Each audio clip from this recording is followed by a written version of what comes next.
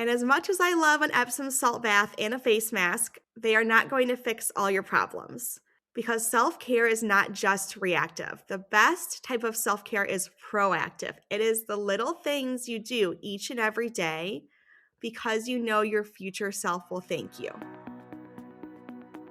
I'm Caitlin, a former professional ballerina turned dance educator and career mentor, and this is the Brainy Ballerina podcast. I am here for the aspiring professional ballerina who wants to learn what it really takes to build a smart and sustainable career in the dance industry. I'm peeling back the curtain of the professional dance world with open and honest conversations about the realities of becoming a professional dancer. Come along to gain the knowledge and inspiration you need to succeed in a dance career on your terms. Hello and welcome to the Brainy Ballerina podcast. Caitlin here, and today we are doing a solo episode talking all about self-care for dancers. Self-care is a major buzzword right now, and we are constantly bombarded with the message that we need to take care of ourselves before we can be there for others. A lot of the imagery around self-care that I see is depicted as maybe lighting some candles, taking a bubble bath, listening to some relaxing music, and emerging as a brand new person ready to take on the world. And I love all those things. I do all those things. But I have a lot of thoughts about self-care and what it really means. And the truth is, it's a lot less glamorous than we make it out to be to truly care for yourself. First of all, the point of taking care of yourself first is not exclusively so that you can take care of other people. The point of taking care of yourself is to treat yourself like somebody you love and you want to see thrive. You deserve to be taken care of. You deserve to be cared for. And yes, we have the responsibility to show up for the people in our lives and to be there for our friends and family and neighbors. That's all important.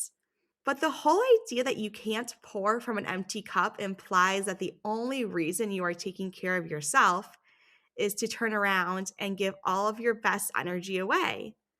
And it also implies that self-care is only not selfish as long as you are doing it for others. And I just don't believe that. You are the only person you're going to be with your entire life.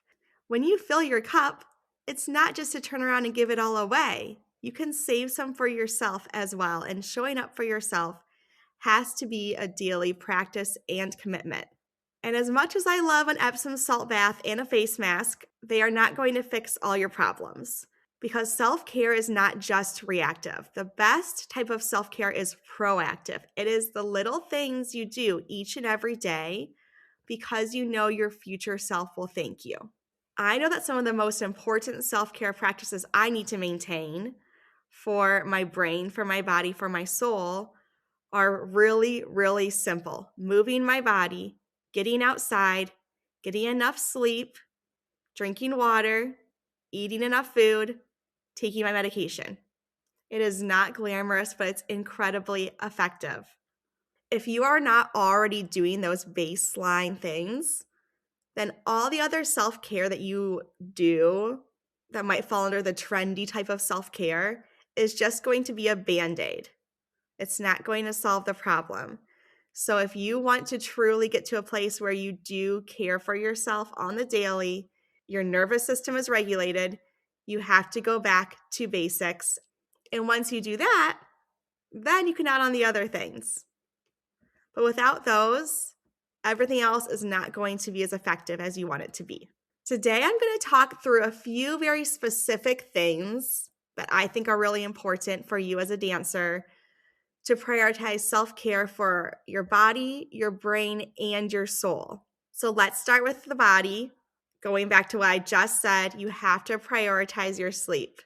And you need to know how many hours you need to function best and commit to it. As an adult, I always heard that you need 7 to 9 hours of sleep a night.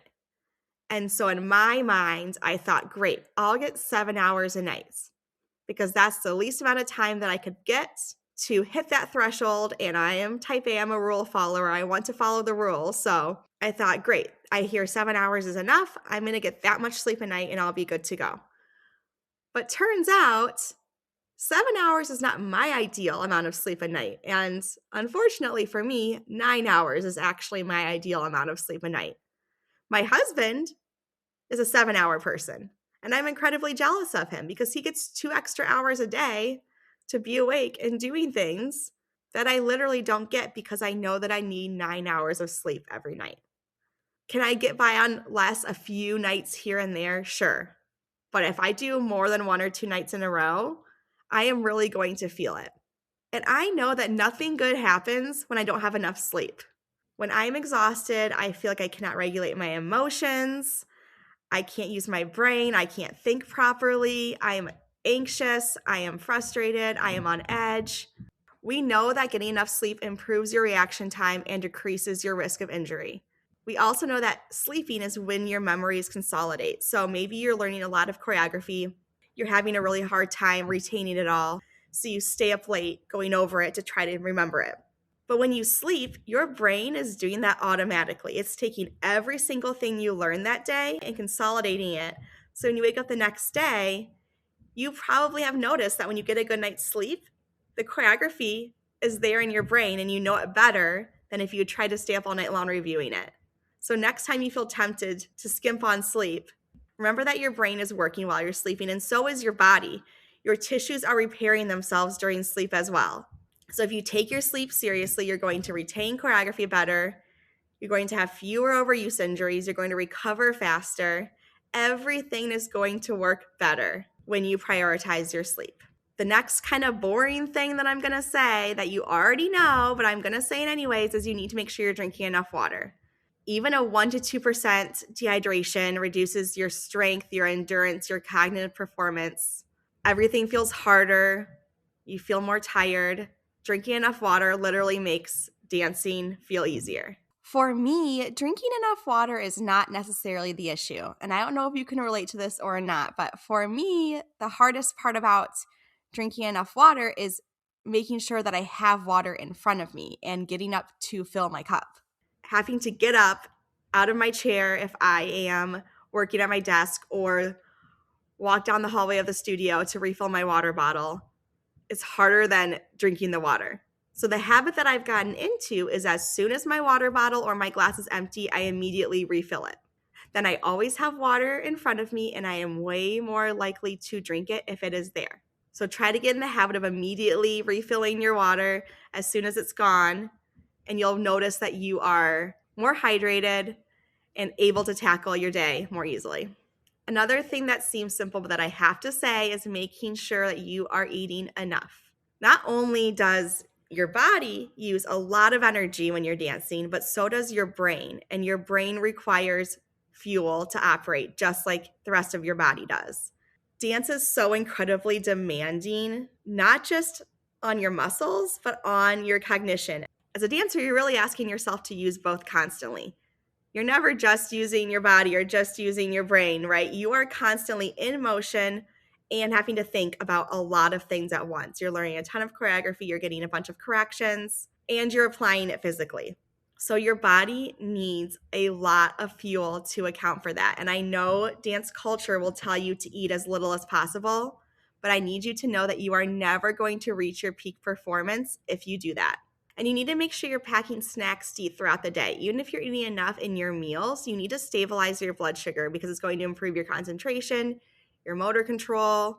Underfueling is really going to increase that injury risk. And everything just feels harder when you don't have enough fuel to power your dancing. I've done a number of amazing episodes with dietitians on the importance of fueling. I'm going to link those all in the show notes for this episode so you can check them out because they are so, so good and they have so much more knowledge than I do.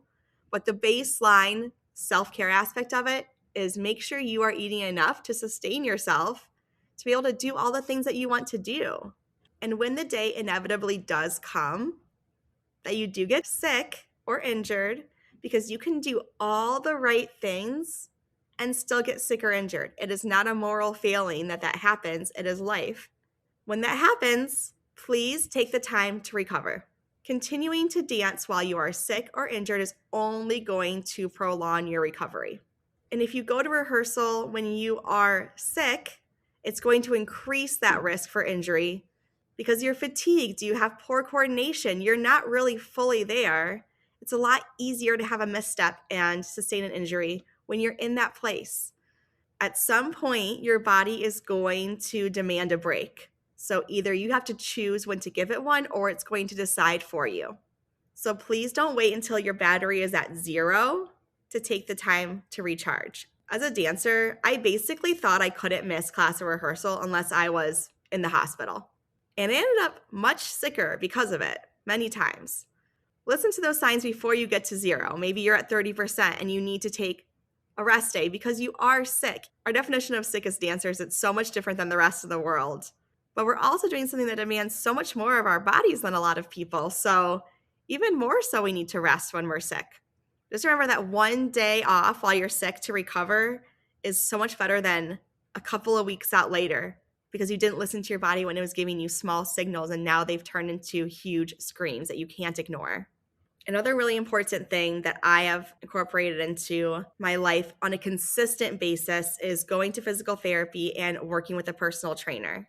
This has been game-changing to me to consistently be working with people who know what they're doing, who understand the body, and who are working with my specific needs to give me the exercises and the plan that works for me, and then following through with it.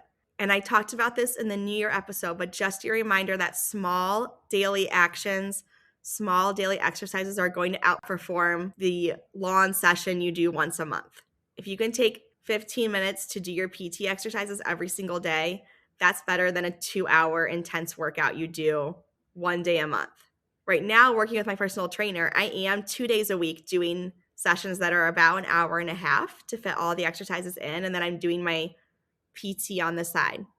So there definitely is an element of longer training in there, but it is still consistent. I'm doing it every single week, 2 days a week, and I am truly seeing results and I'm feeling stronger than I have in a very long time. And right now, as a retired dancer, my end game is more looking at what I want to be able to do at 80 years old than being able to dance, which I know may not be as motivating because it feels so far away right now. But as a dancer, it's the same thing. If you do your exercises, if you take care of yourself, again, before you have a huge injury, if you listen to your body when there's a little bit of a nudge that something is off, and you work with someone to correct those imbalances or to get stronger in your weaker areas, those tiny little annoyances won't turn into huge full-blown injuries because you've done the work. You'll have less setbacks and you'll be able to keep improving so much faster. So all these things that I mentioned about taking care of your body, again, they're not that glamorous. They're not that exciting. They're kind of boring, actually. But unfortunately, it's the boring things that you do every day that make a way bigger difference than the random things that you do. And I am all for other modalities. I get regular massages. I love red light therapy. I love a bubble bath. Like all of these things that you do outside of these basics are great. There's nothing wrong with them. And if they make you happy and they make you feel good, they're amazing. But if you're not already doing the baseline tasks to care for your body, you need to start there before you add on more things, hoping that it will fix the problem. Because again, it's just going to be a band-aid, and you want to address the root cause. Now let's talk about a few things you can do to care for your brain. Let's start again with a really basic, boring thing. Take your medication. Take your prescriptions. Take them every day. You will notice a difference. This may make me sound like I am 90 years old, but I have my pill case. I take 5 minutes every Sunday to fill up my pill case, and I have an AM and a PM slot, and I put every single thing I need to take, supplements, prescriptions, all of it in there. And I do not have an actual stat on this. I haven't really been tracking it that closely, but I truly think that I'm 90% more likely to take my medication if I do this than if I just rely on myself to take every single bottle out of the cabinet every single morning and night. Remember how many doses I take of each medication. Remember if I took it yet or not.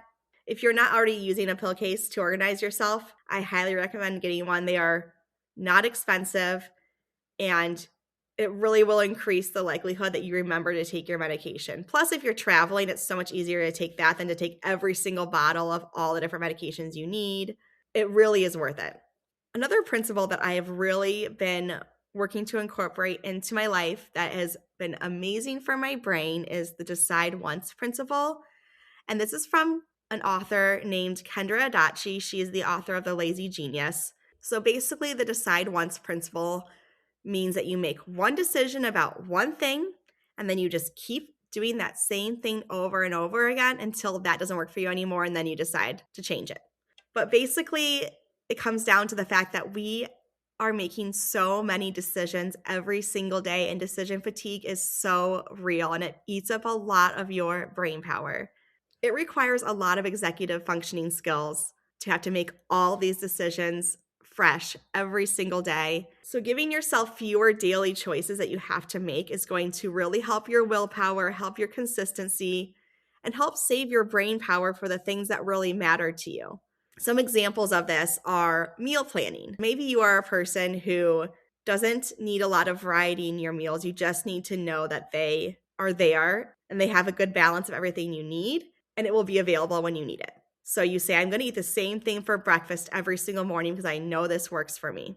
Or I'm going to meal prep every single Sunday and I know this is my menu. Or I'm going to rotate a menu every 4 weeks and I just keep rotating that. And every Sunday I get those same ingredients. I make that same menu for the week and then I eat that all week long, and that's all I have to do. That's the only time I have to think about it.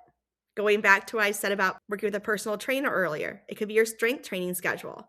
This is a huge benefit of working with a trainer for me, beyond having somebody so knowledgeable about the body who can give me specific exercises, but also that he gives me a schedule and he says, do these things on this day. So now I don't have to think about what to do. I have to summon the energy and the time and the willpower to do it. But if I had to also use the brain power to figure out what to do, it would happen far, far less than if I just follow this plan that's been given to me. So it could be your morning or your bedtime routine. It could be putting certain things that you know that you use on a cycle, like paper towels, toilet paper, hand soap, on a subscription service, and then it automatically ships to your house. Having to think about a few less things throughout the day is going to make it so much easier to put your focus on the things that you care about, like your dancing. Sort of tied into this, I also have a rule in my house that everything has a home. So don't put it down, put it away. And this makes my house so much cleaner and my brain so much clearer because my brain cannot operate with clutter. I will say that I am the only one in my house who really follows this rule, and the rest of my family still needs to get on board. But it helps me at least to know that anything that I pick up, I don't have to decide where it goes. It has to have a home. And if it doesn't have a home, I need to find a home for it. So I need to decide once where this thing lives, and then it always goes back there. If there are things you have in your house that do not have a home, either find a system for them, find a place for them, or get rid of them. But it will give you so much more brain space, again, to not have to think about so many things. It's overwhelming. And along the same lines, I write every single thing down. Write down your to-do list, write down your corrections, write down your schedule, write down your grocery list. If it pops into your brain, write it down, because you may tell yourself you'll remember, but you probably won't. Or you'll spend a lot of energy remembering that thing instead of being able to focus on what you're currently doing. So for example, whenever I was in rehearsal and I would get a correction, I would write down every single correction I got in my notebook right away. Because I know I'm running a full repertory show of 6 pieces. I'm not going to wake up the next morning and remember all my corrections. I just won't be able to. And I know we all hate that moment when you get to a point in a piece and you do something the same way you did it the day before and you go, oh, I was supposed to do that on count 5 and I did it on count 6 again. I forgot that correction. Ugh. So having a notebook to write things down, I could quickly glance at it before we ran every ballet and say, oh yeah, I got these 6 notes yesterday. Got it. And then you're improving so much faster, and it opens you up to be able to get new corrections, maybe more artistic corrections, because you're getting less of like the nitty gritty counts or spacing kind of things. You're getting things that are diving deeper into the work, which is where you want to get as a dancer. So that's just one example of how I write things down. But truly, if you see my notes app on my phone, anything I think of, any idea I have, I write it down, because even if I'm not going to act on it that day, I'm going to come back to it later and go, yeah, that was a really good idea. Let's explore that more. Maybe you're a choreographer and you get inspiration from random things. Write it down. So these are all things you can do to help your brain operate better and just remove some of that overwhelm you're feeling so that you can, again, focus on the things you really do care about that you want to put your brain space behind instead of the mundane tasks that you have to do every day that are really draining you. The last category of self-care I want to talk to is self-care for your soul. And I think this can be different for everyone, what really speaks to your soul. But I'm going to share a few things that help me and that I feel are really important. And I feel like this category can get overlooked. And again, going back to what I said earlier, a lot of those really basic things you have to do, sleep, eat, drink water. If you're not doing those, then the rest of it is going to be really hard to do. But once you get in a really good routine of being able to do those things consistently, you've got to care for your soul too. As you know, one of my favorite things to do for my soul is read. I am a voracious reader. I constantly have a book or two going, usually one on my Kindle, one quote unquote real book, and then an audiobook too. And I recently have been getting into audiobooks a lot more, and I used to not really like them, but I have found it increasingly difficult in this current stage of life to sit down and have time to read. So instead of just throwing that away, I am finding audiobooks that I enjoy that I can listen to while I'm driving, while I'm going for a walk, while I'm cleaning my house. So I can sort of find a compromise there. If you're thinking to yourself, yeah, I used to love to read and I haven't really read in a while, or I really need a new book to read, I don't know where to start, check out the Brainy Ballerina Book Club. I will link that in the show notes as well. But at this point, I think we have over 30 books that we've read over the past years. We do 6 books a year. Every other month, there's a new book pick. So you can start where we are right now and just pick up with the rest of the club, or you can go back and read some of the past books. There's so many great choices. So that's a great resource that's available to you to help also take some of that decision fatigue out of what do I read? Here are some great options that I really love. And if you're looking for a certain type of book, send me a message. I can let you know which one would be the best for you right now. If you want something more informational, something more fun, something lighter, there's so many options. So let me know. I can help out with that. Another thing that I really feel this is for your soul, your brain, and your body, actually, but I put it in this category, is to go outside. I am in Wisconsin. It has been negative degrees for at least 2 weeks.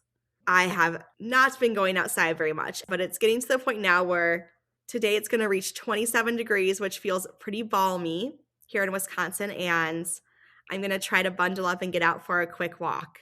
Going outside is one of the most important things you can do for your nervous system. As the youth say, touch grass, right?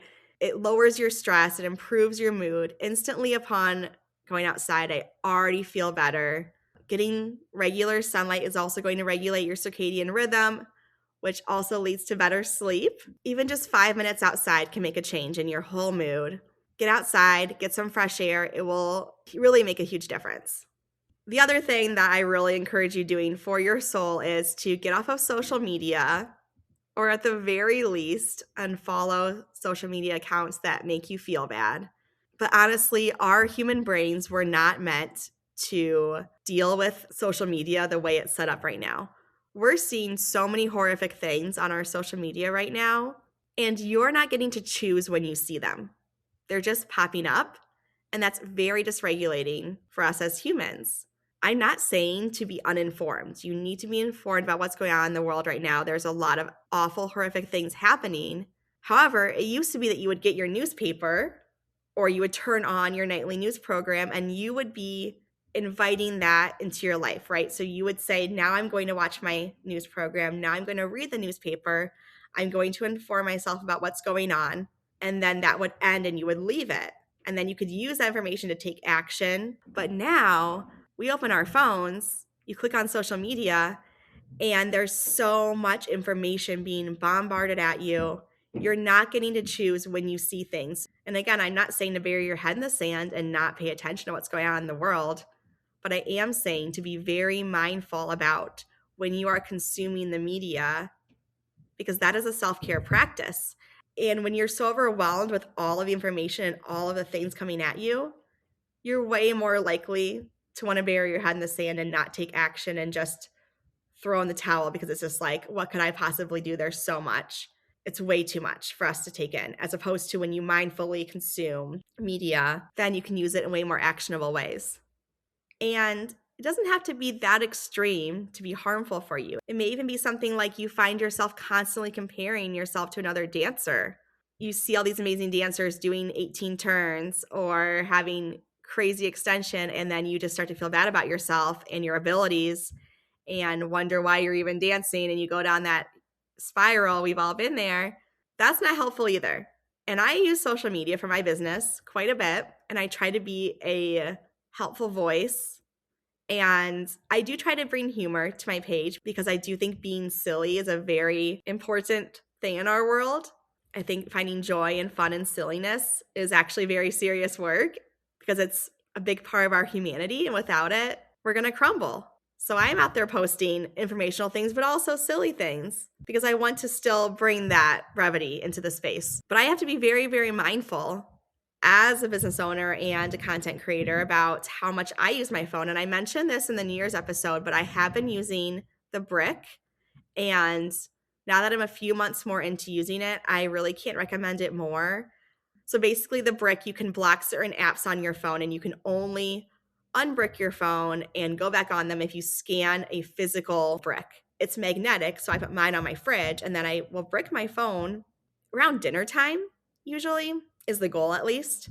So that when my kids get home from school, I'm present with them, I'm present with my husband at night, then I go to bed, I'm not doom scrolling, and then I wake up, I can't immediately check my social media apps first thing in the morning.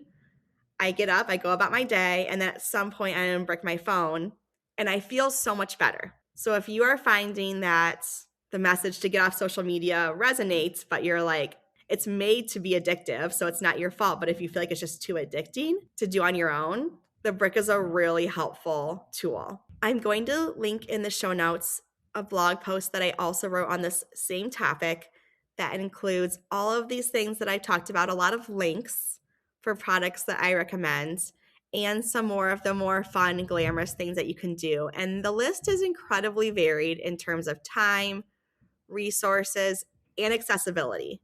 And for all you type A perfectionists listening out there, and if you're a dancer, I know you probably identify in that category, please don't try to go out and do all of these things at once or feel like you have to do something every single day for 2 hours for it to count. Self-care should not be one more thing to add to your to-do list that stresses you out more. It should be something that makes your life easier, that gives you space to breathe, that calms your nervous system. If it's having the opposite effect, it's not self-care. Because going back to what we talked about in the very beginning, the best type of self-care is proactive. Things like taking a few hours to meal prep on Sunday because you know it makes your entire week less stressful, or doing your physical therapy exercises every day, even though they feel hard and tedious and boring, but you know it makes you stronger and less prone to injury. All the things that make everything else in your life that you really care about and want to do easier and smoother.